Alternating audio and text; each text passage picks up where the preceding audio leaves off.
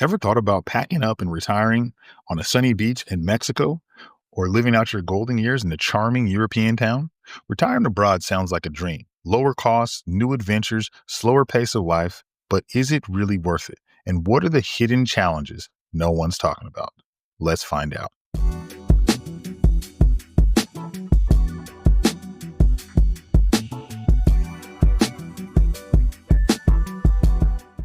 Welcome to Retirement Unscripted, the show that helps you make smart, simple moves with your money so you can retire on your terms. Today, we're diving into a hot topic: retiring abroad. Is it worth it? In this episode, we'll break down some key points and talk about it. So let's jump right in. If you ever caught yourself daydreaming about retiring somewhere new, then this episode is packed with what you need to know before you make that leap. So let's jump right in. Point number one: lower cost of living can stretch your retirement dollars. Look, I understand, just like anyone else, if it costs less money to live there, then it's going to make your retirement more enjoyable, right? You won't have to spend as much money. Many countries offer affordable housing, food, healthcare, making your savings go further. Some of those examples are like Portugal, Mexico, Costa Rica, and Panama are popular with American retirees because of their favorable cost of living. And if you've ever traveled somewhere, right, most of us, most people in here, I'm in California, so a lot of us go vacation in Mexico. It's not very far. And understanding that the American dollar goes a little further in Mexico, it would definitely be somewhere that you would say, okay, I could see myself retiring here because I don't need as much money. But there's a few points that you want to make and understand before you completely jump into that. So we'll get into our next point. That's point number two: understanding visa and residency requirements. Retiring abroad isn't as simple as booking a one-way flight to each country, booking a one-way flight, right? You just can't say, okay, I'm going to go over to Portugal and that's it. Each country has different visa rules, income requirements, and health checks for retirees. So when you're thinking about this, right, you have to understand how your income is going to impact you home and abroad, right? Because there's going to be some income requirements that you have and health checks that you go through as retirees. I would definitely encourage you to research long-term visa residency programs before, to avoid any surprises. Like, I think that there's some things that you'll have to do before you can actually, either get that visa or get residency of that in that other country. And I think it's just something that you want to make sure that you're thinking about and aware of, just so you don't have those surprises. Point number three is going to be healthcare and access to insurance coverage.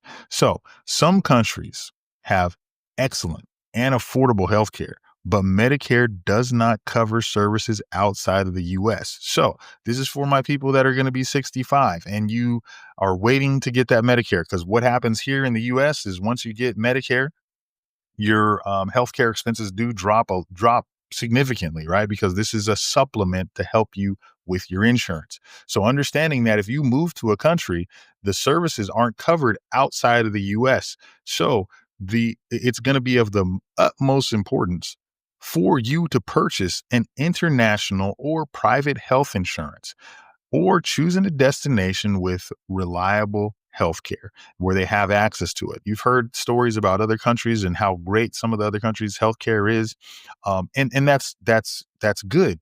But just understand how that applies to you and your situation based on how much money you make, what country you're going to move to, and just have the ability to make decisions about your healthcare with your eyes wide open. Because the last thing that you want to do is get out of our country, leave the country, and then something happened to you and your health is now in limbo because you couldn't receive the care because we didn't plan before we got there. So always make sure you have reliable healthcare. Point number four. Okay. Point number four is taxes. Know your U.S. obligations. Okay. Understand this. If you leave, even if you move abroad, you still have to file a U.S. tax return. Some countries also have a foreign income tax return. So you have to have, tax treaties are going to be important. You have to understand how the taxes are going to impact you over there and here. And just like some of the other episodes where we talk about how Social Security plays into that, if you need some help with understanding how your Social Security may impact you, and if you're going to be paying taxes from that, we have another episode where you can link to that. This, we'll put it right here for you. So I would strongly suggest that you work with a tax advisor who understands expats and dual taxation rules. That is such a big deal for us, understanding those dual taxation rules. I think that there's a lot of times where, we think about how much fun we have on a vacation and we think about being at this place, but there's an order to operations, right? I always say that there's an order to operations, meaning that you have to do things in a certain way. So before you get there, make sure you understand the tax rules. Make sure you're looking for a tax advisor that understands expats. And if the person you're working with now happens to understand how expats and dual taxation rules work, then ask them a question preemptively. Like, this is something I was thinking about, because then that gives you the ability to make an informed decision about how you will move forward with this new thing in your mind. I'm not telling you not to move, because sometimes it makes the most sense. But what I am telling you is to make an informed decision about what happens if you move. Point number 5, and I think this one can get lost a little bit: emotional and lifestyle factors. Okay. Retiring abroad sounds exciting, but cultural differences, language barriers, and being far away from family can lead to frustration and loneliness. One of the things that I brought to my memory is one time my wife and I went on a trip. And we went on a trip out of the country for 16 days. This is the first time we'd ever done it. And we loved it, right? We went and visited quite a few different countries. And I'll say this: we're about halfway there. About day 8, this is the longest we've ever been away from home. About day 8, we're starting to say, oh, wow, there's just foods that we were starting to miss.